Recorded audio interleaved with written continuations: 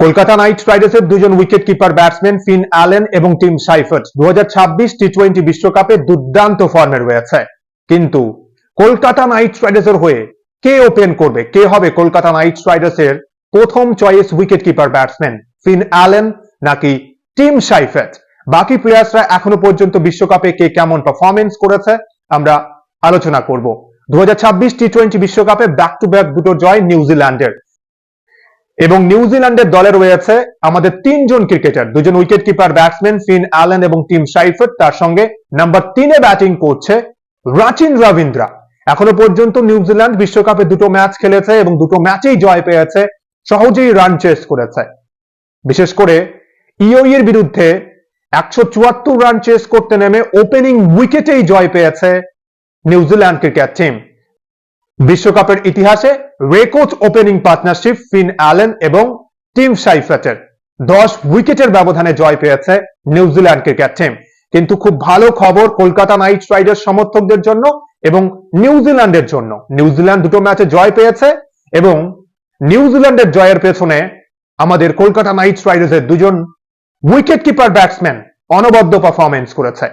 UAE এর বিরুদ্ধে team Seifert 89 রানের নট আউট ইনিংস খেলেছেন, 211 স্ট্রাইক রেটে ব্যাটিং করেছেন টিম সাইফার্ট, এবং তার সঙ্গে ফিন অ্যালেন 50 বলে 84 রান করেছেন। দুজনেই দুর্দান্ত পারফরমেন্স করেছে ইউএই এর বিরুদ্ধে। এবং প্রথম ম্যাচে আফগানিস্তানের বিরুদ্ধেও আমরা দেখেছি যে আফগানিস্তান ক্রিকেট টিমের বিরুদ্ধে 180+ রান সহজে চেস করেছে, এবং টিম সাইফার্টের বিস্ফোরক ব্যাটিং পারফরমেন্সের জন্য টিম সাইফার্ট আফগানিস্তানের বিরুদ্ধেও 65 রানের বিস্ফোরক ইনিংস তিনি খেলেছেন। অনবদ্য ফর্মে রয়েছে টিম সাইফার্ট। বিশ্বকাপে ব্যাক টু ব্যাক দুটো ম্যাচেই আমরা দেখেছি যে ম্যাচ উইনিং অর্ধশতরান করেছেন টিম সাইফার্ট। এর আগেও ভারতের বিরুদ্ধে সিরিজে আমরা দেখেছি যে তিনি অর্ধশতরান করেছেন। শেষ 4-5 টি20 ম্যাচ যদি আমরা দেখি, টিম সাইফার্টের 3টে অর্ধশতরান রয়েছে। অবশ্যই ইউএই অ্যাসোসিয়েট নেশন দুর্বল দল, কিন্তু ধারাবাহিকভাবে যে পারফরমেন্স করছে টিম সাইফার্টের জন্য ভালো দিক, নিউজিল্যান্ডের জন্য ভালো, এবং কলকাতা নাইট রাইডার্স সমর্থকদের জন্য আর কি বলার আছে। টিম সাইফার্ট ভালো ফর্মে রয়েছে এবং তার সঙ্গে তার ওপেনিং পার্টনার ফিন অ্যালেন দুর্দান্ত ফর্মে তিনি ছিলেন। বিগ ব্যাশ লিগে ধারাবাহিকভাবে পারফরমেন্স করেছেন, এবং এরপর ভারতের বিরুদ্ধে পঞ্চম টি20 ম্যাচেই আমরা দেখেছি যে 80 রান করেছেন। যদিও প্রথম ম্যাচ বিশ্বকাপে আফগানিস্তানের বিরুদ্ধে মাত্র 1 রান করে আউট হয়েছেন, কিন্তু ইউএই এর বিরুদ্ধে তিনি যে দুর্দান্ত ফর্মে রয়েছেন তার প্রমাণ আবারও দিয়েছেন। 84 রানের বিস্ফোরক ব্যাটিং পারফরমেন্স করেছেন ফিন অ্যালেন। তার মানে কলকাতা নাইট রাইডার্সের দুজন উইকেট কিপার ব্যাটসম্যান এই মুহূর্তে বিশ্বকাপে দুর্দান্ত ফর্মে রয়েছে। ফিন অ্যালেন দুর্দান্ত ফর্মে বিস্ফোরক ব্যাটিং করছেন, এবং তার সঙ্গে টিম সাইফার্টও ভালো ফর্মে রয়েছে। এবার প্রশ্ন, তাহলে কলকাতা নাইট রাইডার্স এর উইকেট কিপার কে হবে প্রথম ম্যাচ থেকেই, মানে প্রথম চয়েস উইকেট কিপার কে হতে পারে? খুব ভালো খবর যে দুজনই ভালো ফর্মে রয়েছে। আমরা আশা করব যে এই টি20 বিশ্বকাপে এখনো পর্যন্ত কঠিন প্রতিপক্ষ, এরপর সুপার 8-এ আসবে, ধারাবাহিকভাবে যেন এই দুই ক্রিকেটার ভালো স্টার্টিং দিতে পারে, ভালো পারফরমেন্স করতে পারে, ম্যাচ উইনিং পারফরমেন্স করতে পারে। তাহলে কলকাতার জন্য ভালো, নিউজিল্যান্ড ক্রিকেটের জন্য খুব ভালো হবে। এবার দেখুন, ফিন অ্যালেন দুর্দান্ত ফর্মে রয়েছে, বিগ ব্যাশ, এরপর ভারতের বিরুদ্ধে ম্যাচ, এবং আশা করছি যে বিশ্বকাপেও তিনি ধারাবাহিকভাবে পারফরমেন্স করবেন। এবং টিম সাইফার্টও দারুণ ছন্দে রয়েছে এই মুহূর্তে। যদিও আমার ব্যক্তিগত মতামত, আমার মনে হয় যে ফিন অ্যালেনের সঙ্গে প্রথম ম্যাচ থেকে কলকাতা নাইট রাইডার্স হয়তোবা যেতে পারে, কিন্তু টিম সাইফার্ট যদি আরো এক্সট্রা অর্ডিনারি, আরো ভালো পারফরমেন্স বা বড় দলের বিরুদ্ধেও দুর্দান্ত পারফরমেন্স করে, তাহলে হয়তোবা টি20 বিশ্বকাপ শেষ হলেই আইপিএল শুরু হবে, এবং ম্যানেজমেন্ট কিন্তু হয়তোবা প্রথম থেকে টিম সাইফার্টকেও সুযোগ দিতে পারে। কলকাতার যারা সমর্থক রয়েছেন, কি মনে হচ্ছে, টিম সাইফার্ট নাকি ফিন অ্যালেন? কলকাতা নাইট রাইডার্সের কি করা উচিত? যদিও এখনো অনেক সময় রয়েছে, আমরা দেখবো যে বিশ্বকাপে বাকি ম্যাচগুলোতে কেমন পারফরমেন্স করবে আমাদের এই দুই বিদেশি উইকেট কিপার ব্যাটসম্যান, তারপর অবশ্যই টিম ম্যানেজমেন্ট সিদ্ধান্ত নেবে। কিন্তু কলকাতার সমর্থকরা এক্সাইটেড যে যেভাবে এই দুই ক্রিকেটার 200-র অধিক স্ট্রাইক রেটে ব্যাটিং করতে পারে, এবং আইপিএল এ আমরা জানি যে বেশিরভাগ উইকেটেই ব্যাটিং ফ্রেন্ডলি হয়, এবং এই দুই ক্রিকেটার কি দুর্দান্ত স্টার্টিং দিতে পারে বা বিস্ফোরক মেজাজে পারফরমেন্স করবে, সেটা আমরা কিন্তু অনুমান করতেই পারি। তাই ভালো ছন্দে এই মুহূর্তে এই দুই ক্রিকেটার। আপনাদের কি মনে হচ্ছে, ফিন অ্যালেন নাকি টিম সাইফার্ট, কাকে প্রথম ম্যাচ থেকে সুযোগ দেওয়া উচিত? আপনাদের মতামত অবশ্যই জানাবেন কমেন্ট বক্সে।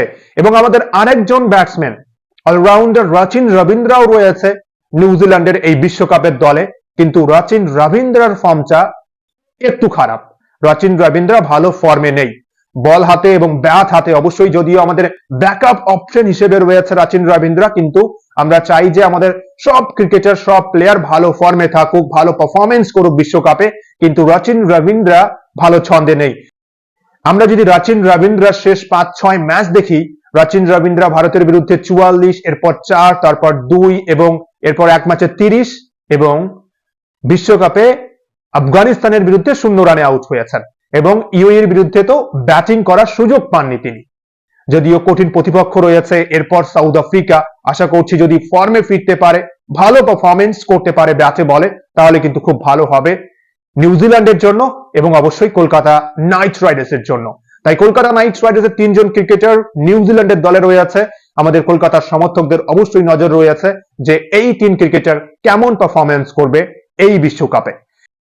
এবং আমাদের আরেকজন বিদেশি অলরাউন্ডার রোবমান পাওয়েল, এখনো পর্যন্ত ওয়েস্ট ইন্ডিজ এক ম্যাচ খেলেছে স্কটল্যান্ডের বিরুদ্ধে ইডেন গার্ডেন্সে। আমরা দেখেছি যে রোবমান পাওয়েল 14 বলে 24 রান করেছে।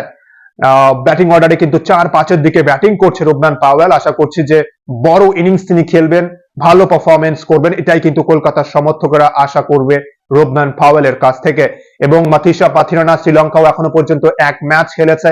মাথিসা পাথিরানা 2.5 ওভার বোলিং করেছিল আয়ারল্যান্ডের বিরুদ্ধে, 26 রান দিয়ে 2টো উইকেট শিকার করেছে, ভালো ছন্দে রয়েছে। গ্রিন এখনো পর্যন্ত ম্যাচ খেলেনি, গ্রিনকে আমরা খুব তাড়াতাড়ি অ্যাকশনে দেখতে পারবো। অস্ট্রেলিয়ার এই ক্রিকেটার আমাদের অলরাউন্ডার। এছাড়া আমাদের আকাশদীপ, বাংলা দল কিন্তু রঞ্জি ট্রফির সেমিফাইনালে কোয়ালিফাই করেছে। রঞ্জি ট্রফির সেমিফাইনালে বাংলা দল এবং জম্মু কাশ্মীর মুখোমুখি হবে কোয়ার্টার ফাইনাল ম্যাচে। আকাশদীপ যথেষ্ট ভালো পারফরমেন্স করেছে। আকাশদীপের সম্পর্কে একটাই কথা বলবো যে লঙ্গার ফরম্যাটে রঞ্জি ট্রফিতে ভালো পারফরমেন্স রয়েছে আকাশদীপের, ব্যাটে বলে পারফরমেন্স তিনি করছেন, কিন্তু শর্টার ফরম্যাটে টি20 হোক বা ওয়ান ডে ফরম্যাটে একটু বেশি রান দেয়, বেশি ইকোনমি রয়েছে আকাশদীপের। কিন্তু আশা করব যে এবছর যেন বাংলা রঞ্জি ট্রফি জয়লাভ করতে পারে। বাংলার ক্রিকেট প্রেমীদের জন্য কিন্তু অনেক দিনের আক্ষেপ যে বাংলা শেষ কয়েক বছর ধরে ধারাবাহিকভাবে পারফরমেন্স করছে, কিন্তু আমরা ফাইনালেও কোয়ালিফাই করেছি, সেমিফাইনাল খেলেছি, কন্টিনিউ ভালো পারফরমেন্স, কিন্তু ট্রফি ছুঁতে পারিনি। আশা করব এই বছর যেন বাংলা ক্রিকেটের স্বপ্ন পূরণ হয়, অনেকদিন পর হয়তোবা বাংলা যদি চ্যাম্পিয়ন হতে পারে রঞ্জি ট্রফিতে। তাই আমাদের কলকাতা নাইট রাইডার্স প্লেয়ারদের এখনো পর্যন্ত যে কটা বিশ্বকাপের ম্যাচ হয়েছে, রিঙ্কু সিংহ আমরা দেখেছি যে রিঙ্কু সিং এর কাছে সুযোগ ছিল ইউএস এর বিরুদ্ধে পারফরমেন্স করার, রিঙ্কু সিংহ ভালো পারফরমেন্স করতে পারেনি। রিঙ্কু সিংকে কিন্তু অবশ্যই ভালো পারফরমেন্স করতে হবে, অনেক দায়িত্ব রয়েছে রিঙ্কু সিং এর উপরেও, কিন্তু দায়িত্ব রয়েছে মিডল অর্ডারে যে যদি টপ অর্ডার ব্যাটসম্যানটা ফ্লপ হয়ে যায়, দায়িত্ব নিয়ে বড় ইনিংস খেলা, ম্যাচ উইনিং পারফরমেন্স করা। আশা করব বাকি ম্যাচগুলোতে রিঙ্কু সিং ভালো পারফরমেন্স করবে। বিশেষ করে সুপার 8 এর ম্যাচে আমাদের জন্য কঠিন প্রতিপক্ষ অপেক্ষা করছে। তাই 2026 টি20 বিশ্বকাপে আমাদের কলকাতা নাইট রাইডার্স এর প্লেয়ার্সরা এখনো পর্যন্ত কে কেমন পারফরমেন্স করেছে আমরা আলোচনা করলাম। এই টুর্নামেন্টে এখনো অনেক ম্যাচ বাকি রয়েছে, আশা করব বাকি ম্যাচগুলোতে আমাদের প্লেয়ার্সরা কে কেমন পারফরমেন্স করবে সব সময় আমরা আপডেট নিয়ে আলোচনা করব। ভিডিওটি ভালো লাগলে অবশ্যই লাইক, কমেন্ট ও সাবস্ক্রাইব করে খেলাধুলোর সমস্ত আপডেট পাওয়ার জন্য চ্যানেলটি সাবস্ক্রাইব করে বেল আইকনে প্রেস করবেন ভিডিও নোটিফিকেশন সবার আগে পাওয়ার জন্য। সবাই ভালো থাকবেন, সুস্থ থাকবেন, অসংখ্য অসংখ্য ধন্যবাদ সকলকেই।